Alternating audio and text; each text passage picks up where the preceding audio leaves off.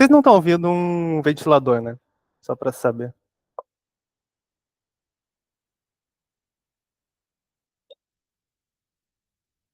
Ok, a princípio não. Maravilha. Então, pessoal, vamos começar a aula aqui. A nossa aula 6 vai ser de previdência complementar, tá? Não vamos falar de INSS a fundo aqui, a gente vai mencionar ele, mas a previdência complementar é outra coisa, tá? A gente vai fazer, meu Deus, vai falar daquelas de PGBL, VGBL, não sei se vocês já conhecem, que tem, algumas têm uma dedução fiscal ali, enfim.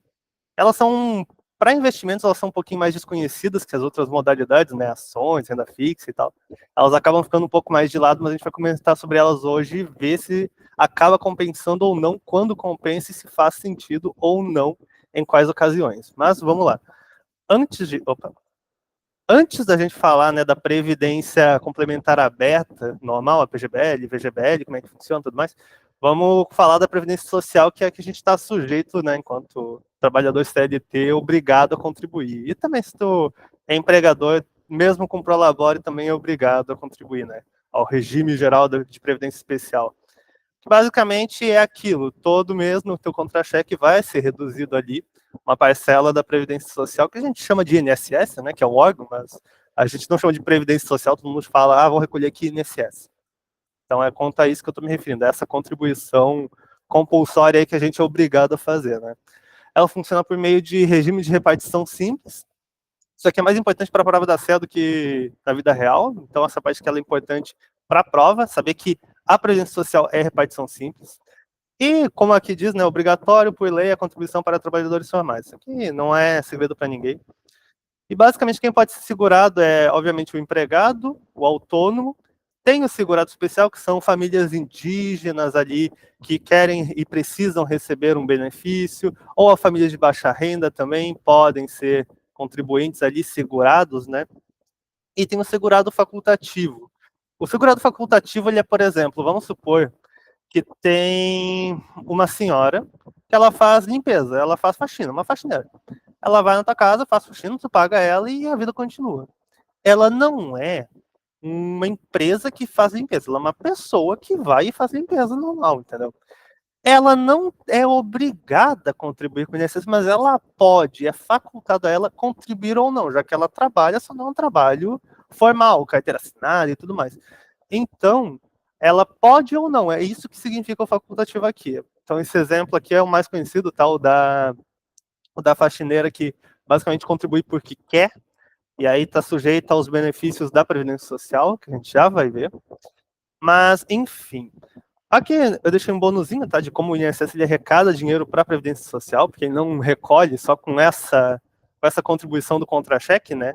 Ele contribui também com PIS e COFINS, então toda vez que paga-se o PIS e COFINS em algum produto, a gente está contribuindo para a Previdência Social também, faz parte. Não é só com prolabore e salário. E os direitos, né, para quem contribui, é aqui a aposentadoria, auxílio-doença, acidente, pensão por morte, maternidade, salário-família. E aqui eu deixei a carência, tá? A carência o que que é? A carência é o prazo mínimo em meses que tu precisa contribuir pagando a Previdência Social, né, o INSS, para poder ter esse direito. Então, para ter direito à aposentadoria, tem que pagar por, no mínimo, 180 meses. Para ter direito ao auxílio-doença ou auxílio-acidente, tem que ser pelo menos um ano, né? 12 meses. Pensão por morte e salário-família são os únicos que tu não tem, ou seja, tu contribuiu 0 vezes e pronto, se está segurado, vai estar segurado ali. E salário-maternidade por pelo menos 10.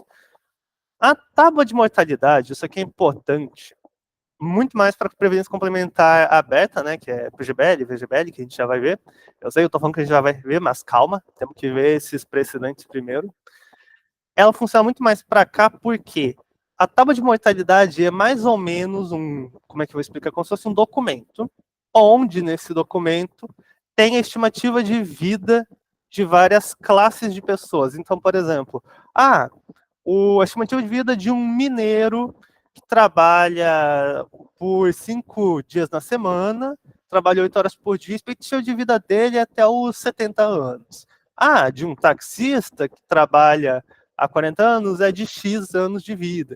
Então, vai ter ali a tábua atuarial, ou tábua de mortalidade, né, que vai estar dizendo mais ou menos a expectativa de vida. O INSS usa isso bastante, tá? Para tentar definir ali a idade de aposentadoria. Eles usam bastante, tem várias tábuas, tá? Se eu não me engano, posso estar enganado, mas tem tábua personalizada, mas geralmente usam mesmo tábuas que já existem, tábuas pré-definidas, tá? E também é importante de lembrar que ela vale para previdência com renda vitalícia também, a tábua de mortalidade. Então, como assim? Pô, a gente vai te dar aqui, ó, tu vai fazer a previdência, né? Vai lá contratar a sua previdência privada. Aí você vai ter que escolher uma tábua de mortalidade para o seu plano de previdência. E aí a ideia é, quanto antes tu pegar a tábua, melhor, porque quanto mais depois a tábua vai ficar, eu já vou dar um exemplo disso, vai ser pior, porque vai considerar que tu tem menos anos de vida.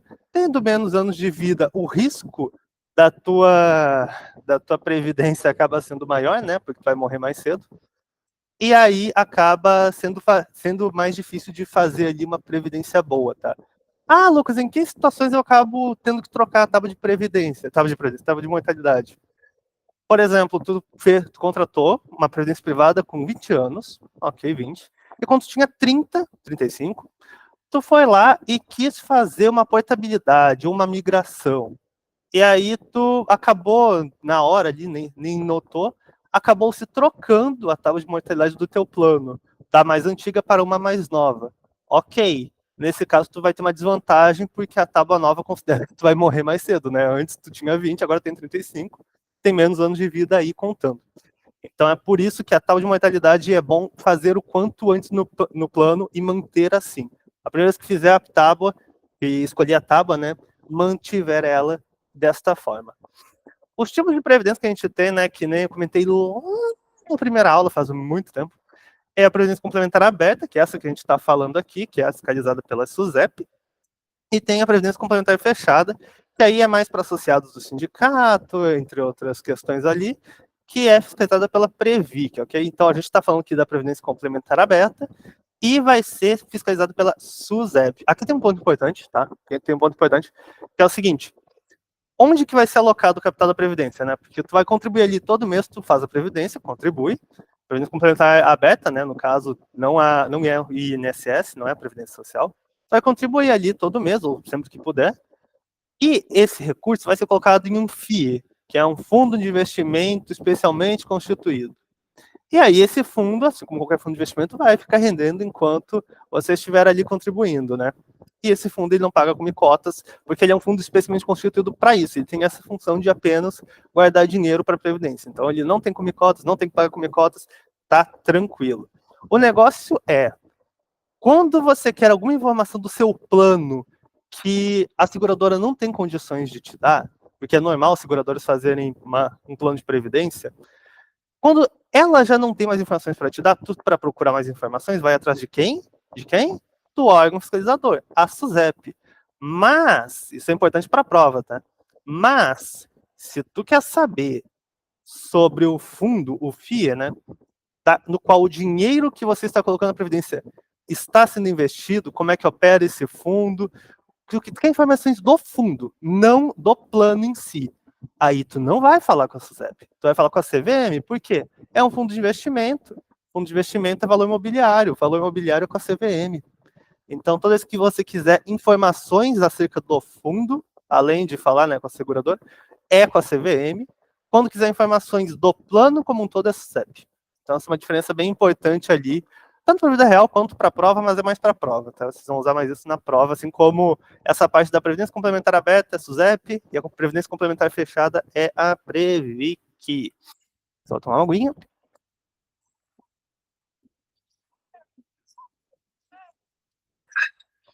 Aqui nas taxas, como o FIE ele é um fundo especialmente constituído, ele segue regras meio que próprias, diferente dos outros fundos, ele vai seguir com duas taxas. A taxa de administração, que é assim como eu falei antes, ela é toda uma bagunça, porque ela é mostrada anualmente, cobrada semestralmente e recolhida diariamente.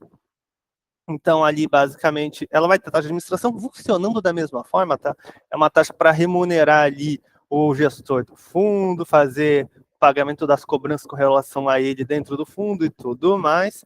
E tem a taxa de carregamento que ela incide em cima do capital aportado. Então, sempre que tu coloca dinheiro, uma partezinha ali está indo para a taxa de carregamento, tá? Que no caso varia de 0 a 10%. Geralmente, que eu vejo, tá? Que eu já vi em questões da prova, geralmente vocês botam de 3 a 5%. Eu não sei se é o praticado pelo mercado, tá? Eu nunca fiz um plano de previdência, não tenho ideia se a taxa de carregamento na vida real varia eles colocam mais de 3 a 5%, mas, né, por vias legais, eles podem colocar de 0 a 10 na taxa de carregamento. E aqui, como eu disse, incidindo apenas no valor da contribuição, que é o valor do aporte, é o valor de, quando digo aporte, tá, gente, ou contribuição, é quando tu coloca valor, quando tu injeta valor ali, fala, ó, tô com 100zão, quero botar 100zão lá na minha previdência. Isso que é um aporte. E ela pode ser comprada na entrada ou na saída, tá? Mas é mais comum ali, que nem eu falei, na saída. Ela vai incidir apenas na contribuição, quando entra o dinheiro na previdência. Os riscos da previdência, porque, né, todo investimento tem um risco, naturalmente. Antes da gente entender o risco em si, a gente tem que entender duas fases dela, que é a fase de diferimento e a fase do benefício. Essas são bem fáceis, tá? A fase do diferimento é quando tá acumulando capital ali na previdência, para daí depois, anos depois, quando tu efetivamente for usar a previdência, tu vai ter ali a fase do benefício. A fase do benefício, como é que é? É a fase que tu começa a ganhar aposentadoria. Tu pega, por exemplo, uma renda vitalícia e agora tu vai ganhar pelo resto da vida X reais. Essa fase é a fase do benefício. Quando tu está aportando dinheiro para poder fazer, né, a previdência ficar maior, aí é a fase do diferimento. Embora o nome diferimento dê a impressão que é depois, né, vai ser diferido, não, diferimento é antes. Basicamente aqui, ó, a gente tem o risco de mercado, que é normal, risco tipo de quebrar o FII, risco de crédito dele não pagar, risco de crédito é sempre risco de calote, tá? Sempre leiam assim, risco de crédito é um risco de existir um calote. Risco de liquidez dele não conseguir pagar as suas obrigações. Ah, Lucas, qual a diferença do risco de crédito para o de liquidez? O risco de crédito, assim, eu fiz uma vozinha ridícula agora, né? Não sei porquê. O risco de crédito é mais ou menos o seguinte: tu me emprestou 100 reais e eu não quero te pagar. Pronto, risco de crédito. Risco de liquidez. Tu me deu 100 reais, eu rasguei o dinheiro e botei fogo. Eu queria te pagar os 100 reais, mas eu não tenho mais 100 reais. Mesmo que a minha boa vontade fosse te dar 1.000 de volta, eu não tenho 1.000. Mas eu gostaria muito. Então a liquidez é isso. Não é que você não está querendo pagar. Você não tem condições de pagar. Você está endividado e não tem dinheiro, entendeu? E risco sistemático é o risco não diversificável. Então por exemplo, risco de pandemia global, e aí dá algum ruim no fundo, risco da enchente também, como aconteceu, riscos de eventos dos quais não tem controle a tua carteira, ok? Quando é o Covid, não interessava qual ação tu tinha, o Ibovespa estava caindo e era isso. Podia comprar qualquer ação do Ibovespa, todos estavam caindo, não tinha o que fazer, era um risco sistemático, ou seja, um risco não diversificável. O que é um risco não diversificável? Quando o risco é diversificável, vamos supor que tem uma carteira que tem 15 ativos, e teu amigo tem uma carteira que só tem ações da Petrobras. Tu também tem ações da Petrobras, mas elas representam, sei lá, 5% de toda a tua carteira. E o teu amigo só tem isso, é 100% da carteira dele de Petrobras. Aí a Petrobras faliu, né? Acho difícil acontecer, mas vamos supor, faliu, quebrou, e todo mundo que era acionista, um beijo e tchau, sabe? Aí, teu amigo só tem ações disso, tá totalmente concentrado ali. Ele perdeu todo o capital. Agora, tu que só tinha ali 5%, tu perdeu 5% da tua carteira, mas tu ainda tem 95%. Já teu amigo nem carteira tem mais. Então, tu por diversificar em mais investimentos, em mais classes, em mais ações, em mais FIIs, em mais renda fixa, tu conseguiu ir contra o risco não sistemático, o risco diversificável.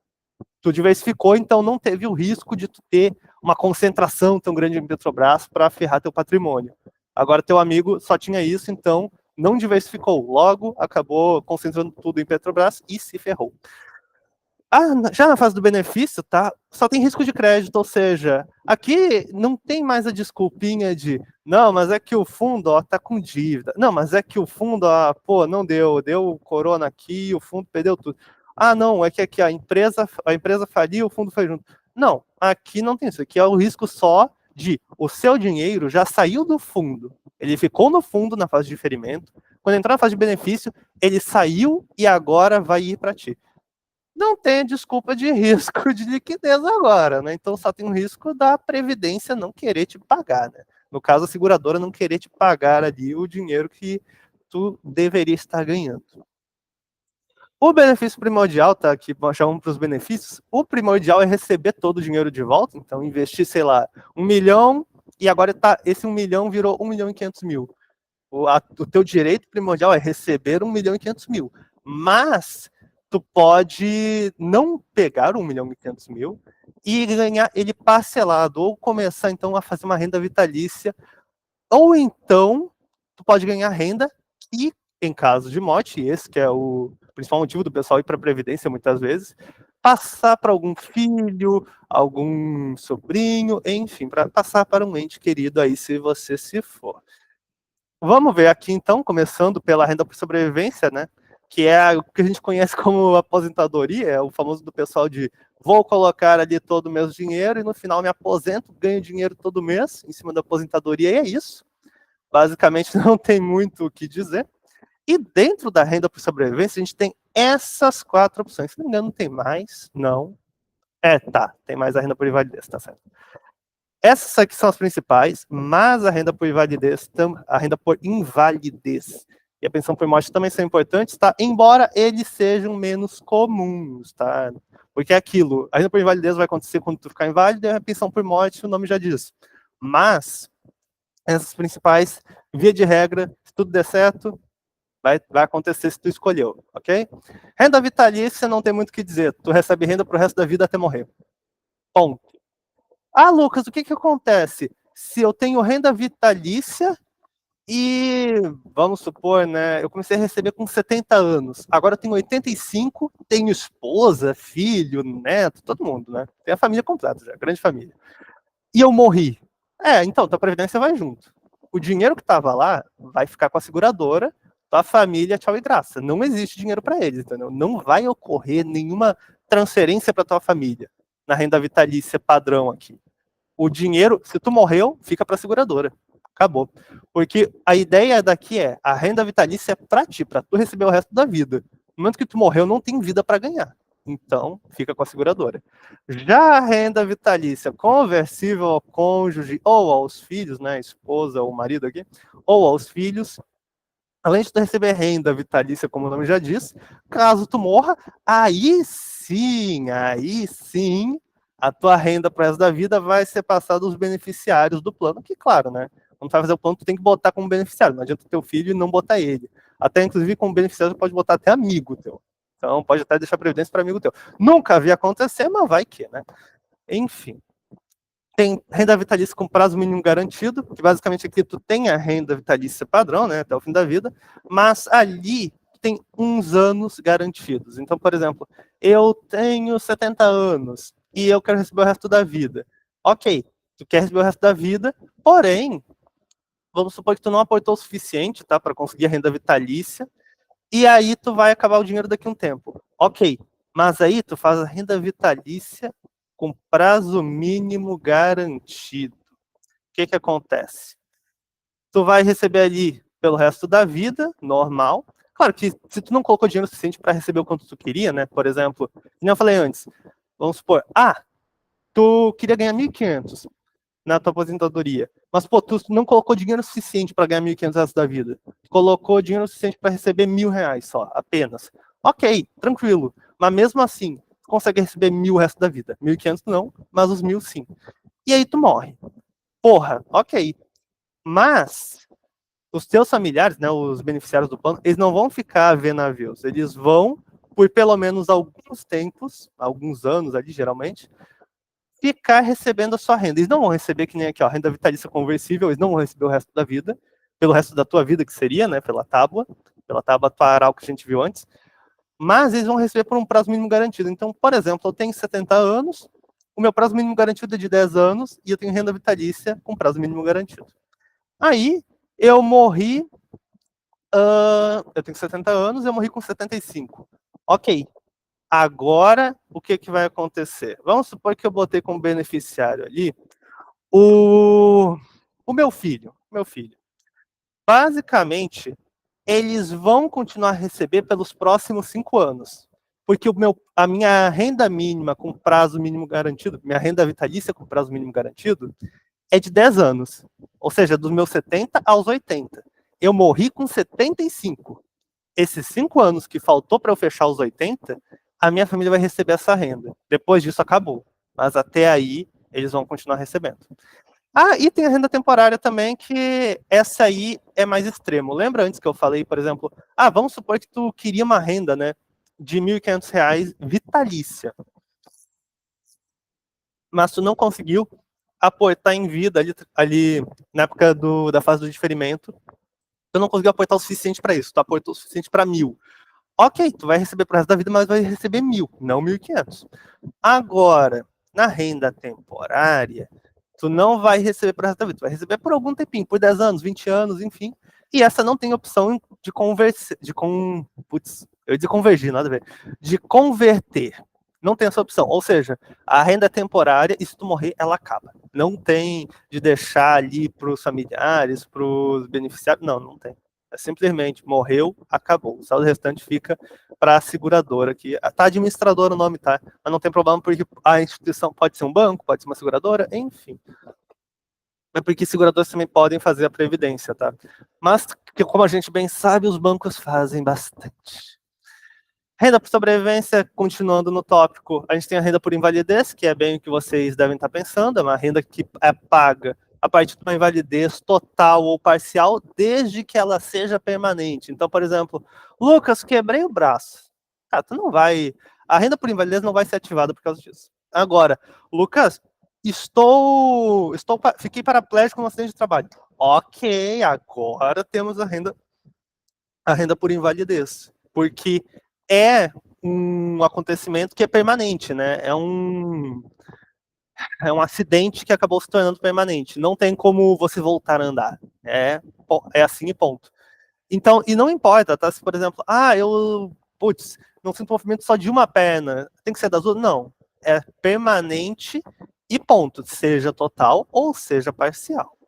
E tem que, obviamente, ocorrer dentro do prazo de cobertura, né? Acho que não preciso dizer isso, mas se não está no prazo de cobertura, não acontece, porque não vai estar coberto.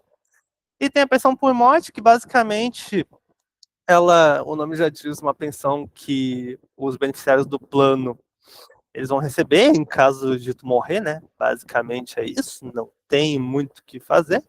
E, obviamente, depois de cumprida a carência do plano, tá? Todo plano de previdência complementar, ele tem um período de carência, ok?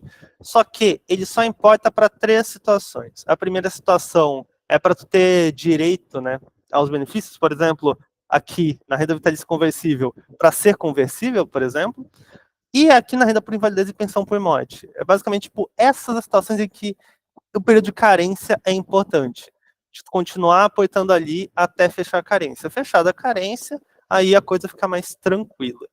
E, por fim, tem 2 modalidades que dá para se colocar também no plano. Não é obrigatório, mas pode se colocar, que é basicamente opcional, é o pecúlio. É basicamente um seguro de vida / seguro de morte, né? Porque quando ele acontecer, tu não vai estar bem vivo, que é o pecúlio por morte, ou seja, um seguro por morte, que é um dinheiro que vai ser pago uma única vez para os beneficiários caso tu morra, assim como a pensão por morte, e o pecúlio por invalidez, que é um dinheiro pago uma única vez para os beneficiários do plano, caso tu fique, e esse total está amarelo porque eu tenho que corrigir, caso tu fique inválido por qualquer motivo, caso tu fique paraplégico ou tetraplégico, por exemplo. E aqui, qual que é a diferença, tá? Do pecúlio para a renda por invalidez e a pensão por morte? É que a renda por invalidez e a pensão por morte, elas são rendas, ou seja, elas são pagas todo mês para os beneficiários. No caso aqui, a renda por invalidez, ela é paga ao participante, tá? Então, se tu fez a previdência complementar, selecionou a renda por invalidez e tu ficou inválido, por exemplo, ok, a renda é paga para ti. Aqui o pecúlio por invalidez, ele é pago uma única vez para tua família, não é para ti. Família que eu digo é os beneficiários do plano, tá? Geralmente é família, mas como eu disse, pode se colocar também amigos ali dentro. Então a diferença primordial é essa: a renda é paga progressivamente, o pecúlio é pago uma única vez e pronto, não tem mais discussão. Finalmente, depois a gente vê tudo isso que são características gerais, tá? da Previdência, a gente vai para o PGBL e o VGBL, que são os dois principais modos de Previdência que a gente tem aqui no Brasil. O PGBL, que é Plano Gerador de Benefício Livre, mas ninguém chama assim, todo mundo chama de PGBL, ele basicamente é o plano que nos dá direito ao diferimento fiscal. Então, todo ano, quando tu for fazer a declaração do imposto de renda, aqui o IRPF, vamos lembrar, é a declaração, tá? É a declaração, gente, não é IRRF, tipo, quando tu compra ações, quando tu vende ações, desculpa, paga ali IRRF e IR sobre ganho de capital quando tem. Não, não, aqui é IRPF, imposto de renda pessoa física, declaração. Tu pode ter um diferimento fiscal de 12%, ou seja, tu tem 12% a menos de imposto de renda que teria que pagar em cima desse plano. Mas isso só acontece quando tu tem esse plano. E para ter este plano, por sua vez, né, o PGBL, o que acontece? Tu tem que cumprir 3 requisitos, que são esses aqui, que é tu contribuir já na Previdência Social, ou seja, tu já ser um contribuinte do INSS, o que se tu for CLT ou o empregador, tu já vai ser, então essa aqui é meio que cumprida. Fazer a declaração completa, porque a gente tem a completa e a simplificada. Se tu for a simplificada, não pode, tá? Tem que ser a completa, para tu poder usar o benefício do diferimento fiscal. E investir até 12% da renda tributável anual, ok? Passou de 12%, o diferimento fiscal não pega mais. Ah, Lucas, e se eu invisto 15% da minha renda tributável anual? Ok, 12% dela vão para o diferimento. Agora, 3% fica fora, ele fica sujeito ao imposto 100%. Então, essa é a importância, de ser até 12%. Então, vamos supor que, por exemplo, tu tem um cliente e ele cumpre esses requisitos, pô, um PGBL pode fazer sentido para ele. A gente vai ver melhor do PGBL, mas o PGBL tem essas regrinhas aqui, ok? Ser contribuinte da Previdência Social, vulgo INSS, fazer a declaração completa para ter, né, direito ali ao diferimento fiscal e também para ter direito ao benefício fiscal ali, investir até 12% da renda tributável anual. Por fim, o PGBL, quando ele foi tributado, tá? Sempre que vocês perguntarem, tá, o imposto recai sobre o quê? Recai sobre todo o valor. O que isso quer dizer? Eu vou pegar um exemplo que eu vou usar tanto aqui quanto no VGBL, tá? Vamos supor que tu investiu ao longo de vossa vida R$ 1 milhão. E esses 1 milhão viraram 1.500.000 reais. Ok? Ok. Quando ele for tributado, e ele for um VGBL, né, tu fez uma previdência PGBL, cumprir esses requisitos tudo e tal. Quando ele for tributado, ele vai ser tributado em cima do quê? De todo o valor, ou seja, dos 1.500.000. O valor final, o valor que está acumulado agora. Não vai ser em cima do 1 milhão de antes, vai ser em cima do valor que tu aportou mais o rendimento dele. Tudo, vai ser tudo, todo o valor. Já no VGBL, ele é bem mais tranquilo quanto a requisitos, ele não tem basicamente requisito. Ele é um plano de previdência que não tem também um diferimento fiscal, então tu não tem como reduzir ele no teu IRPF, ele sempre vai estar ali sendo tributado em sua totalidade nessa parte, não tem 12% a menos do imposto de renda para pagar, não, tu vai ter que pagar ele integralmente. Só que aqui tem uma coisa que é, ao mesmo tempo que ele não tem diferimento fiscal, diferente do PGBL quando ele é tributado em cima de todo o valor, o VGBL é só em cima do rendimento da aplicação. A aplicação que eu digo é a Previdência. Então, por exemplo, usando o mesmo exemplo que eu usei agora há pouco, se antes a gente tinha 1 milhão investido, e esse 1 milhão virou 1.500.000, na PGBL a gente tributava em cima do 1.500.000 inteiro, né? Correto. No VGBL, ele só tributa em cima de 500.000, porque 1 milhão a gente aportou, mas esse 1 milhão se tornou 500.000 reais. O rendimento do meu fundo, do FIE, né, da Previdência, ele é 500.000. Então, o VGBL só tributa em cima desses 500.000. Ele não vai tributar em cima de 1.500.000. Só dos 500.000, sem contar o 1 milhão, ok? Basicamente é isso. E ele é indicado para quem faz declaração pelo modelo simplificado. Como eu disse, para quem faz modelo completo, faz mais sentido o PGBL, caso cumpra esses outros 2 requisitos. E para o VGBL faz mais sentido para quem faz pelo modelo simplificado. Lembrando que, para quem é mais contador, assim, mais técnico, o modelo simplificado e o modelo completo não tem nada a ver com a pré-preenchida, tá? A pré-preenchida é uma coisa e esses dois são duas outras coisas, ok? Ok. A tributação, por sua vez, como eu disse, o PGBL tributa em cima de tudo e o VGBL tributa em cima dos rendimentos. A tributação ela pode ser feita de duas formas. São duas tabelas, tá? Duas planilhas.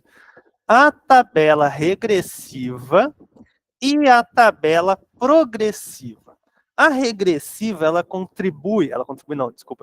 ela incide sobre o tempo, ou seja, ela é regressiva conforme o tempo que tu investe, ou seja, quanto mais tempo tu deixou investido, menos imposto tem a pagar. Já a progressiva, ela é em cima do valor contribuído, ok? Então, basicamente, essa é a principal diferença. E a gente vai vê-las aqui, começando com a progressiva, ou seja, a base de cálculo mensal, se tu contribuiu até 1983 com 0,8 é isento, até, aqui, eu não vou ficar lendo isso aqui para vocês, tá? Mas só mostrando que a alíquota, ela vai aumentando conforme mais tu investe. E dessa alíquota, deste valor, é dedutível um valorzinho também. Então aqui, ó, tu vai pagar 7,50% de imposto, investindo de 1903 a 0,8 até 2.826,65. Mas tu pode deduzir desse valor para aplicar a alíquota 142,80. Então ela funciona assim. E outra coisa que isso aqui é bem pegadinha da CEA, tá? Essa tabela, só para saber, ela está na prova, até onde eu sei, então não precisa se preocupar em decorar ela. Mas tem uma coisa que vocês vão ter que lembrar dela, que é o seguinte: em caso de resgate, ou seja, estou acumulando lá, quero resgatar um valor. Ok. No resgate, esquece a tabela, ela não existe. Tu vai considerar o quê? 15%. 15% do quê, Lucas? Depende se é PGBL ou VGBL. Se é VGBL, é 15% do rendimento. Se é PGBL, é 15% de tudo. Então, quando falar a palavra resgate na prova, tá?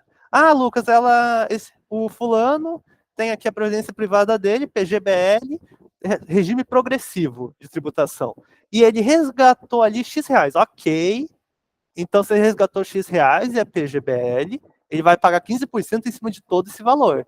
Não vai ter que ver o rendimento. Lucas, e se a questão fosse, fulano tem um plano VGBL, regime progressivo de tributação, e ele retirou, vou dar um exemplo, tá? 100 reais. Ele resgatou 100 reais. Resgatou, a palavra resgate aqui tá, tô frisando para vocês. Resgatou 100 reais. Beleza. Tu vai ter que fazer o quê, em primeiro lugar? O valor que ele tinha na Previdência, tu vai ter que separar e ver a porcentagem. Quantos por cento daquilo foi valor investido e quanto por cento é valor de rendimento? Vamos supor, vamos botar aqui para facilitar minha vida, que 70% do valor da previdência dele, 70% é investido e 30% é rendimento. Ok, só vai pegar esse percentual e aplicar no valor que ele resgatou. Se ele resgatou 100 reais e a proporção é que 30% do que ele tinha era rendimento, então 30% de 100 reais é 30 reais. Logo, vai pagar 15% em cima de 30 reais, que vai dar. Deixa eu pegar minha calculadora aqui para fazer para vocês, porque eu não consigo fazer contas de cabeça. E o meu celular tá demorando. Vou pegar o HP12C que tá aqui do meu lado. 30 reais, 15%, 4,50. 4,50. Então, tu vai pagar 4,50 nesse exemplo que eu acabei de inventar aqui, ok? Além disso, tu pode fazer aqui, ó, o ajuste na declaração anual de RPF quando tu faz pela tabela progressiva ali, lá na PGBL, né? E a tabela regressiva, como eu disse, quanto mais anos tu investe, menor é a alíquota. Essa aqui, se eu não me engano, ela não está na prova. Então, essa aqui tem que saber, mas a progressiva não, tá? Se eu não me engano. Depois eu confirmo para vocês, tá? E mando lá no grupo do WhatsApp. Mas aqui é fácil de decorar, tá? Não é difícil. De 0 a 2 anos, 35%. De 2 a 4, 30%. Vocês notaram que aqui, de 35 para 30, diminuiu 5. E de 0 a 2 para 2 a 4, aumentou 2? Então a lógica é essa. De um lado aumenta 2, do outro aumenta 5. Do outro diminui 5. Então, um lado aumentou 2 anos, do outro diminuiu 5. O lado aumentou 2, diminuiu 5. Aumentou 2, diminuiu 2. Então, vai seguir por isso até 10 anos. Passou de 10 anos, geralmente é 10%. Geralmente não, sempre é 10%, desculpa. O que quer dizer é que, geralmente, o que acontece? Essas questões, elas pegam o quê? Elas geralmente pegam os dois extremos, pelo que eu vejo, tá? As questões que eu fiz de previdência sempre pegou o prazo acima de 10 anos ou até 2 anos, para ver se tu sabe o inicial e o final da planilha. Então, aqui não é complicado de lembrar, tá? Ela é muito parecida com a regressiva lá da renda fixa, inclusive, do IRRF, que é aquilo de até 180 dias, 22,5%, aí de 180 a 360 é 20%, de 360 a 720, 17,5%, e de 720 para cima é 15%.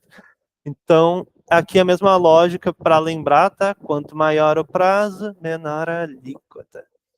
E por fim, agora sim, a aula é bem curta, ainda bem, porque eu sei que a última aula foi 2 horas e eu devo ter feito uma galera aí passar pelo inferno vendo aquela aula. A gente vai falar de portabilidade e migração, então vou dar um exemplo, tá? Para começar aqui. Lucas, eu tenho uma previdência que está no Banco do Brasil e é um PGBL progressivo. Eu quero fazer a portabilidade para o Itaú para uma previdência VGBL. Quero trocar minha PGBL e transformar ela numa VGBL. Posso? Não, não pode. Por quê? A portabilidade, o que, que ela consiste? Nada mais é do que a troca de uma instituição para outra. Tu só está trocando a instituição. O plano continua-se o mesmo, ok? Ou seja, aqui que nem eu botei, né? É só trocar a previdência do plano do banco A para o banco B. Ou trocar a previdência para outro plano. Então, quando for fazer a troca, isso é importante, tá? Tanto vida real quanto prova, essas duas aqui são importantes que eu vou dizer agora. Tu só vai trocar a instituição. Então, se ela é PGBL, tu vai trocar para PGBL. Se ela é VGBL, tu vai trocar para outra VGBL. Tu não troca uma PGBL por uma VGBL. Isso é impossível. Não tem como trocar. Uma vez que tu escolheu isso, é que nem casamento. É até a morte ou divórcio, entendeu? Ou larga ou vai até o final. Não tem um meio termo aqui. E a migração é quando tu muda sim o plano, mas tu não muda o plano gerador, né? Tu não muda o plano gerador de benefício livre para um vida gerador de benefício livre. Tu muda o quê? Pode mudar caso ele seja do regime progressivo, ou seja, que tu paga imposto conforme quanto mais tu aporta, para o regressivo, que é por tempo de contribuição. Só do progressivo para o regressivo. Não tem como fazer do regressivo para o progressivo, ok? É apenas do quanto mais paga para o quanto mais tempo fica. É só isso. Não tem como fazer o contrário. E outra coisa aqui, quando tu faz essa migração, o tempo da tua contribuição ela é zerada. Então, por exemplo, vamos supor que tu contribuiu por 10 anos, nesses 10 anos tu acumulou 100 mil reais. Quando tu fizer a migração, para outra tributação, né, da progressiva para regressiva, tu ainda vai ter os 10 mil. 10 mil continua intocado. Agora, não vai contar como se tivesse contribuído por 10 anos. Vai contar como se tivesse contribuído por 0. Então, só muda isso, tá? Só muda o tempo, mas o valor continua-se o mesmo. E este era o último slide. Hoje a aula foi mais curtinha. Deus abençoe. Alguém ficou com alguma dúvida? Eu expliquei muito rápido. É porque eu tinha medo de ficar 1 hora e pouco quase estourando de novo. Então, eu tentei dar uma correria, mas até que foi bem tranquilo para explicar. Não deu nenhum problema. Previdência é realmente uma coisa mais bem longo prazo. Acaba que não é um investimento convencional que tu vai estar ali movimentando sempre. É literalmente uma coisa de, putz, quero deixar ali para o meu futuro. E é isso. Tu vai contribuindo ali, sempre que quando pode. É isso. Dúvidas? Vou considerar o silêncio como um sim e vou parar a gravação. Cadê aqui? Parar a gravação. Eu já tô ficando velho, esqueci como é que para a gravação. Aqui.